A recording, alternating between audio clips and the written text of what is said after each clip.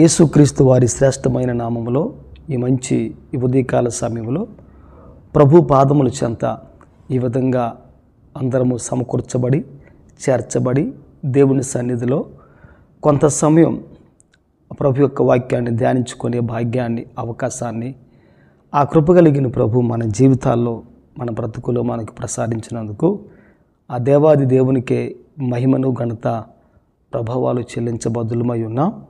ఈ ఉదయకాల సమయంలో ఒక వాక్యాన్ని మనం చదువుకొని మనం ధ్యానం చేసుకొని మనం ముందుకు సాగుదాం.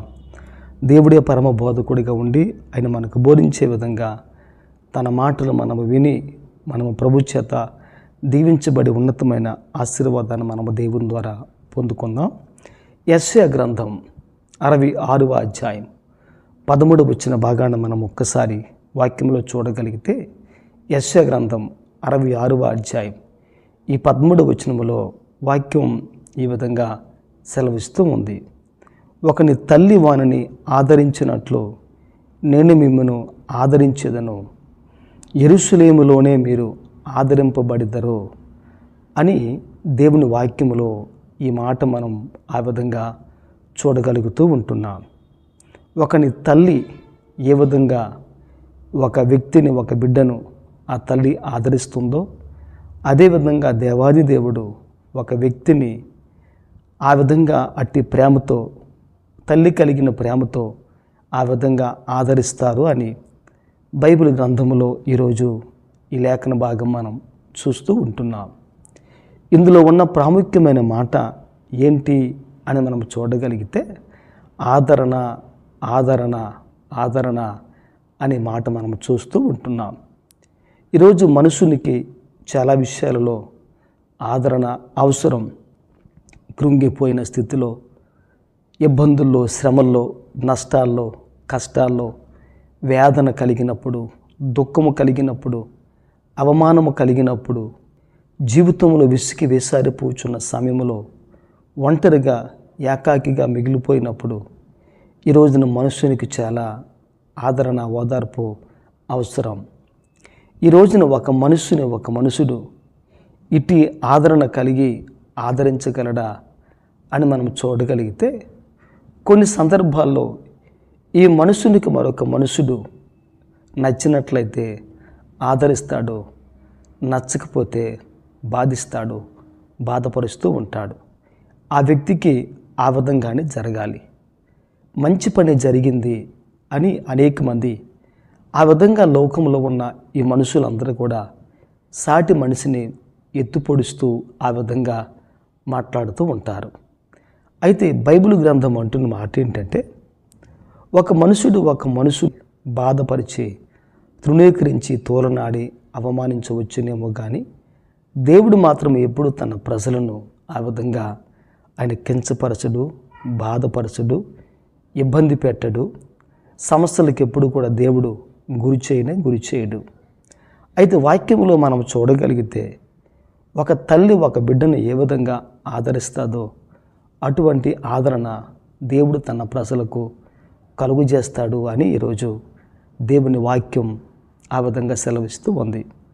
ఈరోజు కూడా మనము కూడా మనకు ఉన్న సమస్యల్లో, మనకు ఉన్న ఇబ్బందుల్లో, మనకు ఉన్న ఆర్థిక ఒత్తిడుల్లో, ఇటువంటి సమస్యల వలయంలో ఉంటున్న మనం నా భవిష్యత్తు ఏ విధంగా ఉంటుంది, నా జీవితం ఏ విధంగా ఉంటుంది, నా బ్రతుకు ఇంకా ఏ విధంగా ముందుకు కొనసాగుతుంది, నా జీవితం ఏ విధంగా ఉండబోతుందో, భవిష్యత్తు ప్రణాళిక ఏ విధంగా ఉండబోతుందో అని రోజు అనేక మంది మనుషులు ఆ విధంగా ఆలోచించి వారికి వారుగానే వారి సమస్యలు బట్టి కృంగిపోతూ ఉంటారు.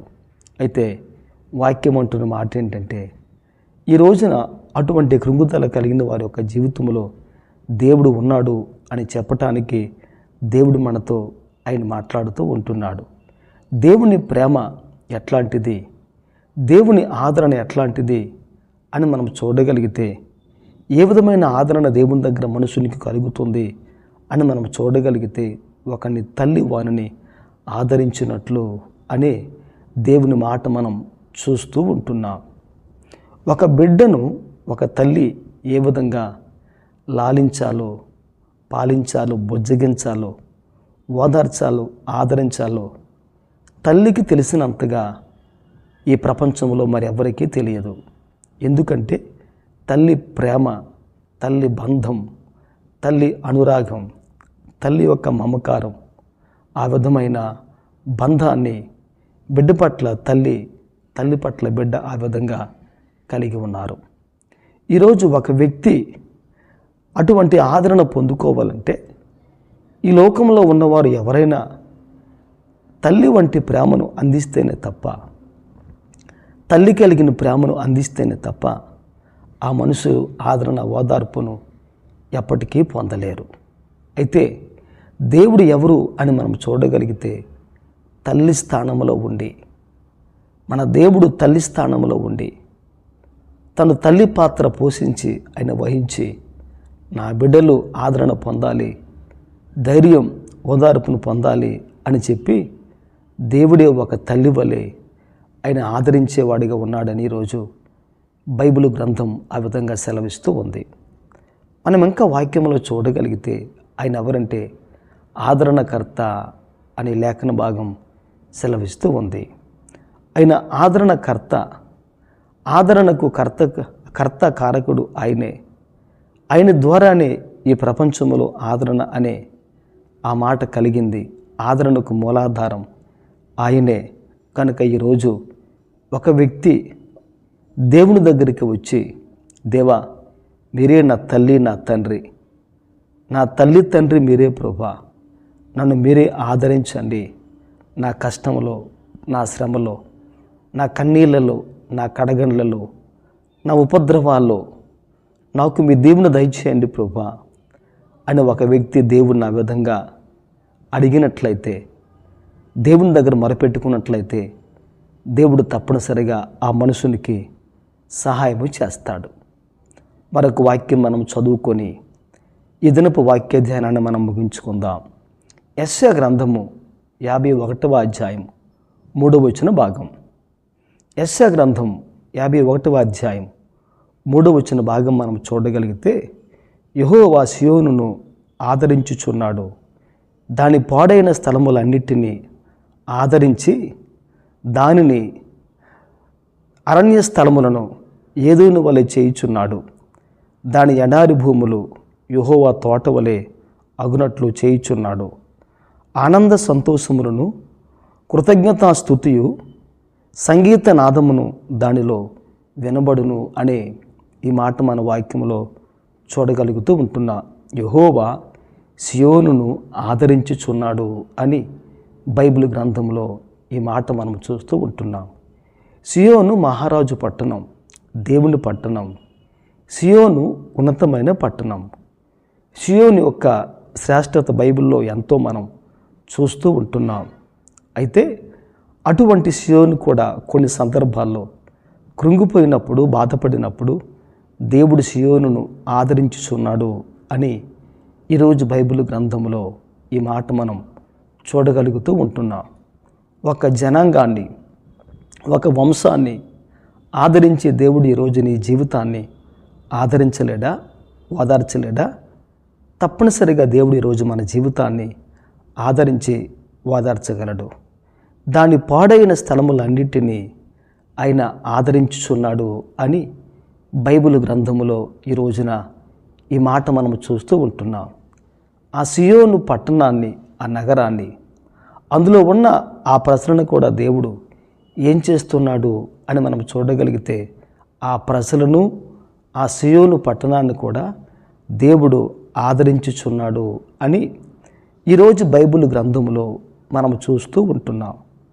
అరణ్య ప్రాంతాన్ని ఏదేని తోట వలె, ఎడారి ప్రాంతాన్ని దేవుడు యెహోవా తోట వలె ఆయన చేస్తూ ఉన్నాడు కనుక మనము సంతోషించి, ఆనందించి, మనము దేవునికి కృతజ్ఞత వందనాలు చెల్లించాలి అని ఈరోజు బైబిల్ గ్రంథం ఆ విధంగా సెలవిస్తూ ఉంది.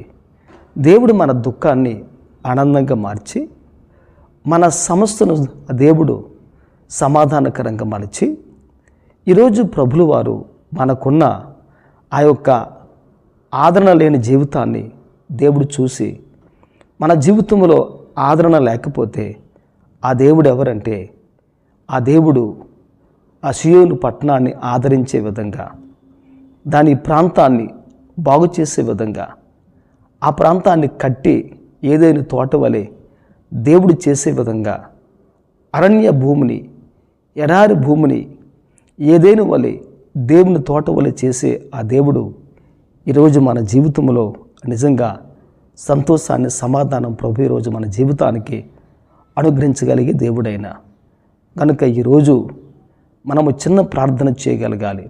దేవా, ఆ సియోను పట్టణాన్ని మీరు ఏదైనా తోట వలె మార్చారు, యెహోవా తోట వలె మీరు మార్చారు.